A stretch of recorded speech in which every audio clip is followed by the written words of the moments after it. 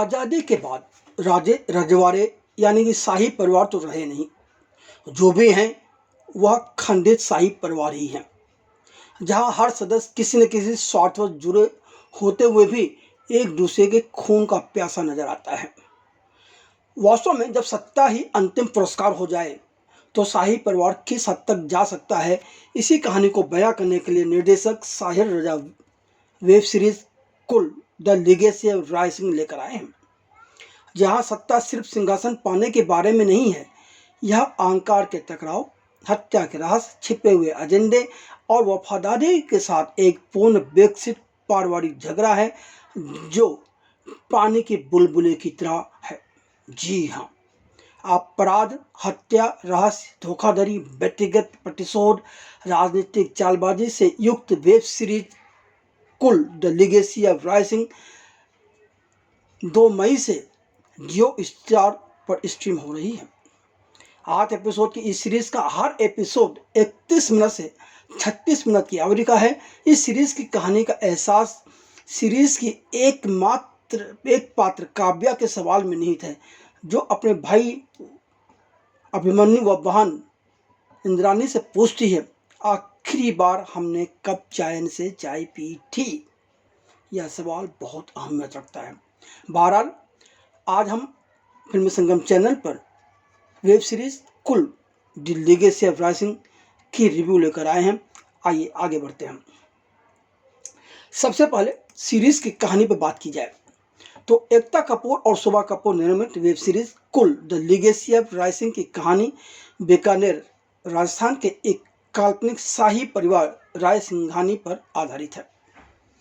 संविधान के अनुसार राजस्थान के निर्वाचित मुख्यमंत्री जोगराज उर्फ जोगी पंचवारा, इस जिसे रोहित तिवारी ने निभाया है, लेकिन सत्ता का केंद्र बीकानेर के राजा चंद्र प्रताप राय सिंह, इस किरदार में राहुल वोरा हैं। वह उनका महल राय सिंह महल ही है। यूं तो राय सिंह महल भारी कर्ज के कारण एक होटल समूह को पट्टे पर दिए जाने की कगार पर है। यह सौदा राजा प्रताप के 7वें जन्मदिन पर ही होने जा रहा है और इसका सारा श्रेय माने इस चीज को जो कुछ भी सौदेबाजी की बातचीत की गई है वह काव्या की तरफ से की गई है, जो कि राजा प्रताप चंद्र की दूसरे नंबर की बेटी हैं। और अब दोहरा मौका है, एक तरफ राजमहल का एक होटल के रूप में सौदेबाजी होनी है, तो दूसरी तरफ राजा साहब का 7वां जन्मदिन मनाया जाना है। इसलिए सभी भाई बहन व आम जनता भी आज इकट्ठे हुए हैं। आज इस मौके के अवसर पर इस राजमहल में राजा चंद्र प्रताप सिंह राय सिंह की बड़ी बेटी इंद्रानी, जिस किरदार में निम्रत कौर हैं, काव्या रेड्डी डोगरा हैं जो कि वहीं रहती हैं, सबसे छोटा बेटा अभिमन्यु, जिस किरदार में अभिमोल पारेसर हैं, और दत्तक पुत्र ब्रिज, इस किरदार में गौरव ओराना हैं, भी मौजूद हैं। और यह सभी मैंने खासकर अभिमन्यु और ब्रिज तो एक दूसरे के खिलाफ खुलेआम खड़े नजर आते हैं। अब तक राजा प्रताप सिंह के साथ उनकी छोटी बेटी काव्या व ब्रिज ही रह रहे थे और सारी जिम्मेदारी काव्या के ही कंधों पर थी।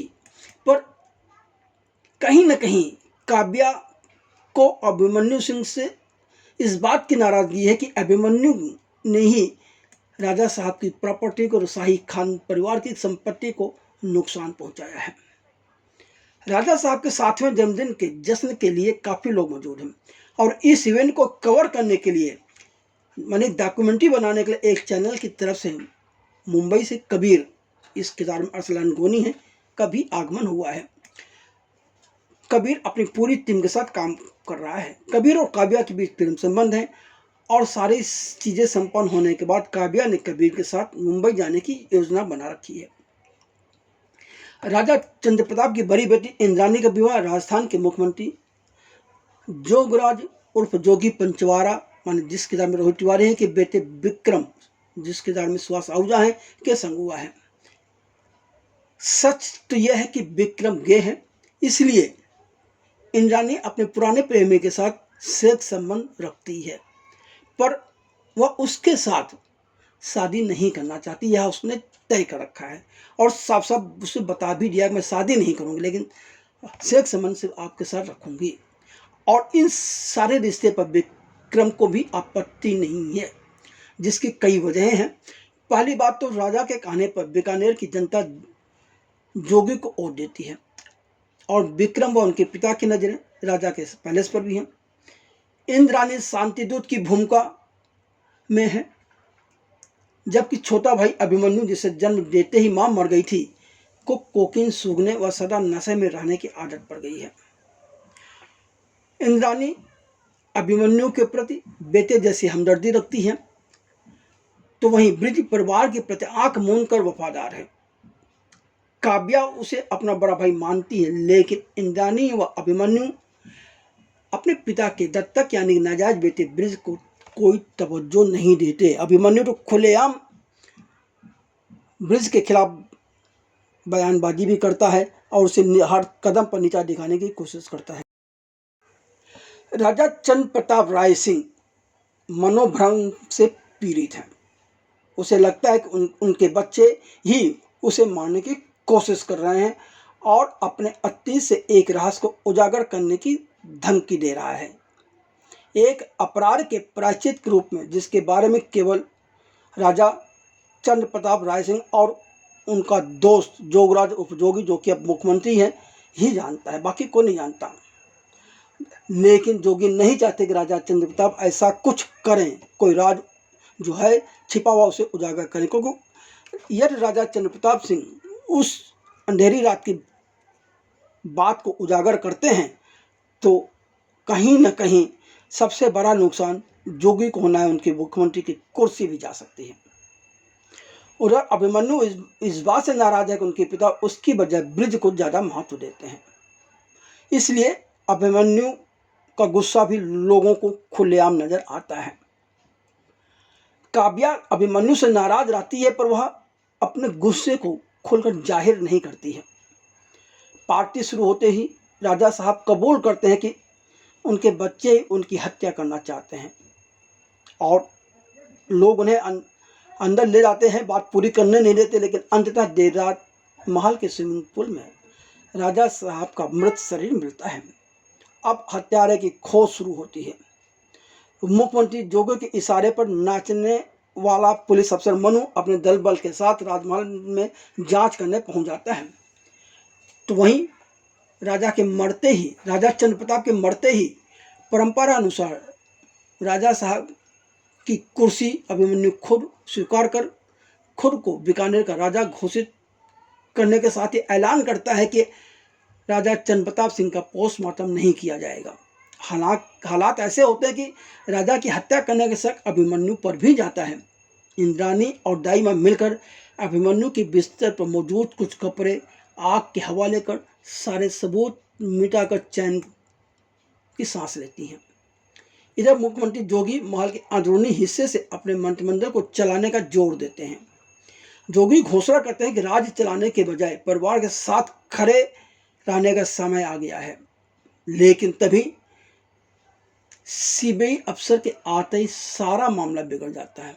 वास्तव में राजा साहब का अंतिम संस्कार होने से पहले केंद्रीय गृह मंत्री की तरफ से सीबीआई अधिकारी भगवान राम टेके इसके बारे में अंकित सिवाच हैं, इस हत्या की जांच करने के लिए महल में पहुंच जाता है, जो कि तथाकथित राजघरानों को बड़ी विनम्रता से याद दिलाता है कि भारत अब एक लोकतंत्र है और राजतंत्र या शाही हुक्म से नहीं, बल्कि अब देश संविधान से चलता है।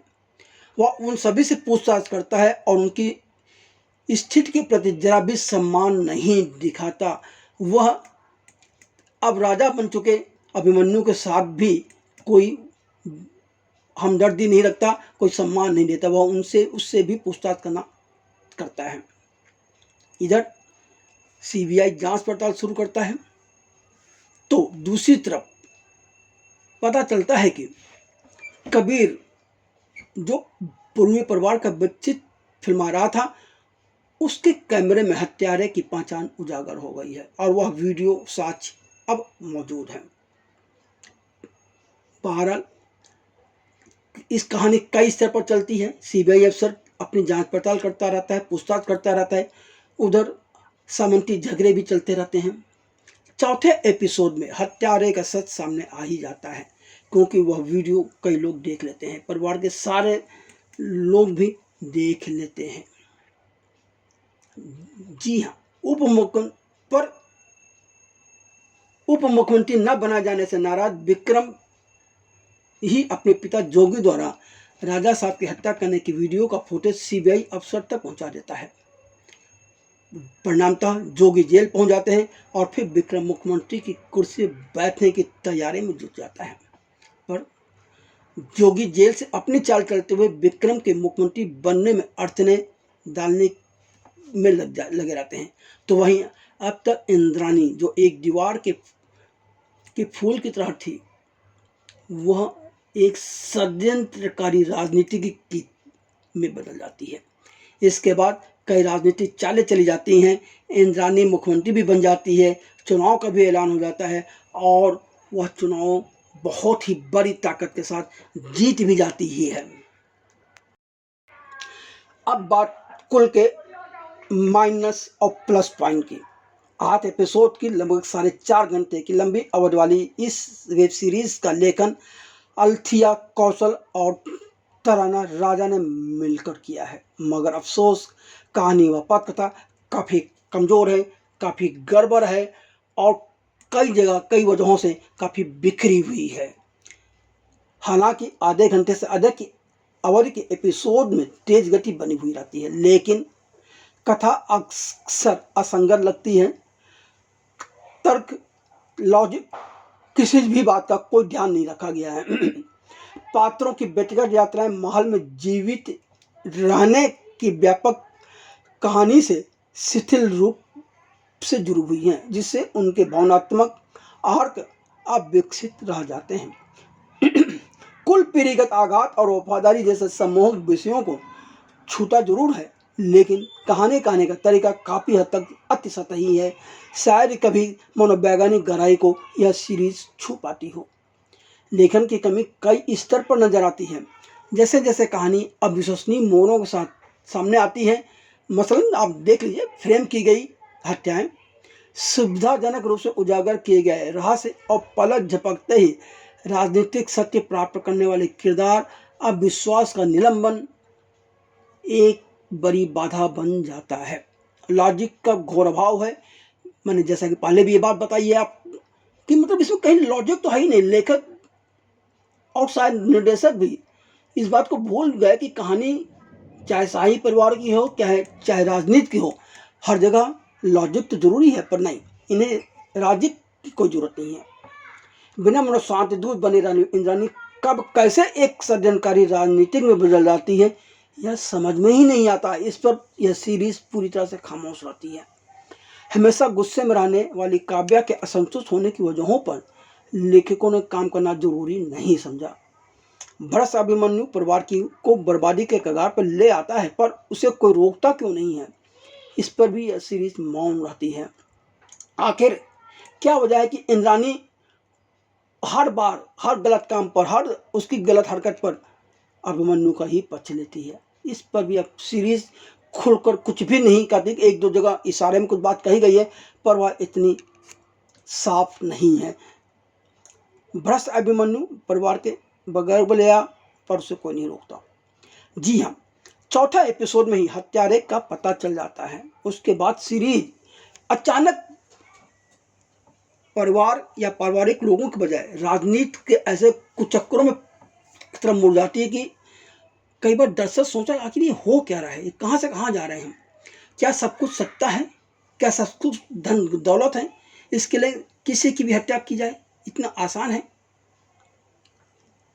बिल्कुल नहीं। पर सीरीज में लेखक ने बहुत गलतियां की हैं। यहाँ तक कि ब्रिज का जो किरदार है उसको ठीक से नहीं लिखा गया और सीरीज के अंत तक उसे सही ढंग से कोई जमा नहीं बनाया गया। अभिमन्यु को अपने पिता से नफरत है, पर उसे कोकीन सूंघने की आदत क्यों पड़ी? उसने कोकीन सूंघना क्यों शुरू कर दिया? कब से वो नशेरी हो गया, कब से वो जुआरी हो गया? औरतों पर उसकी नज़र हमेशा खराब ही क्यों रहती, इस पर भी यह सीरीज पूरी तरह मौन रहती है। निर्देशक शाही रजा ने परिवार के स्वामित्व वाले महल के लंबे शॉट, शानदार पोशाकें, विशाल परिदृश्य और सम्मान और भय के बारे में आजमाए हुए कुछ संवाद जरूर रखे हैं, पर कहीं कुछ भी नयापन नहीं है। सब कुछ वो कई बार कई फिल्मों और सीरियलों में पहले भी दर्शक देख चुके हैं। अब सवाल उठता है कि इस सीरीज कुल को दर्शक देखें या ना देखें। तो मैं दर्शकों से तो यही सलाह दूंगा कि बस इस सीरीज को देखें, क्योंकि इसमें जो कलाकार हैं, कम से कम निम्रत कौर हों या अमोल पराशर हों या रिद्धि डोगरा हों, इन्होंने बहुत बेहतरीन काम किया है। इन्होंने अपनी तरफ से तो पूरी मेहनत की है, पर लेखकों को और निर्देशकों को सहयोग नहीं मिल पाना यह कलाकार की गलती नहीं है। जी हाँ, एक विनम्र और दृढ़ निश्चयी बेटी से षड्यंत्रकारी राजनीतिज्ञ बन जाने वाली इंद्राणी के किरदार में लंच बॉक्स फिल्म अभिनेत्री निम्रत कौर काफ़ी हद तक जची हैं, पर उनके किरदार को भी ठीक से लिखा नहीं गया है।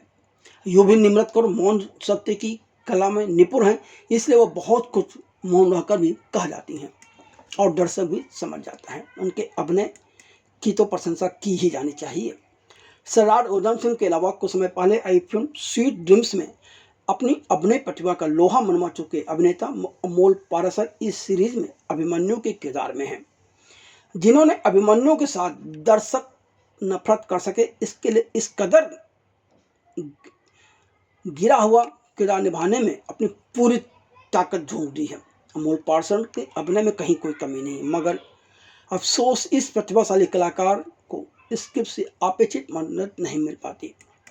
इस सीरीज में अभिमन्यु को लेखकों व निर्देशक ने मानवीय किरदार से परे अति मेलोड्रामेटिक बना दिया है, जिसकी वजह से आयुष्य उत्तराधिकारी अभिमन्यु के किरदार के साथ दर्शकों के मन में जो सहानुभूति पैदा होनी चाहिए वह पैदा नहीं होती है। विक्रम के किरदार में सुहास आहूजा ने काफ़ी सधा हुआ अभिनय किया है। काव्या के दृढ़ निश्चय को पर्दे पर उकेरने में रिद्धि डोगरा बेहतरीन अभिनय के साथ सफल रही हैं। योजनाबद्ध तरीके से काम करने वाले मुख्यमंत्री जोगी के किरदार में रोहित तिवारी निराश करते हैं, वह कुछ खास कर नहीं पाए। सीबीआई ऑफिसर भगवान रामटेके के किरदार में अभिनेता अंकित सिवाज की प्रतिभा को जाया किया गया है। बहरहाल सीरीज 2 तारीख से जियो स्टार पर स्ट्रीम हो रही है। अगर आपने यह सीरीज देखी हो तो कमेंट करके हमें ज़रूर बताएं कि आपको यह सीरीज कैसी लगी। चलिए, यह है हमारी तरफ से कुल वेब सीरीज की रिव्यू। फिर मिलते हैं अगले एपिसोड में अगले किसी नए विषय के साथ या किसी नई फिल्म या वेब सीरीज की रिव्यू के साथ।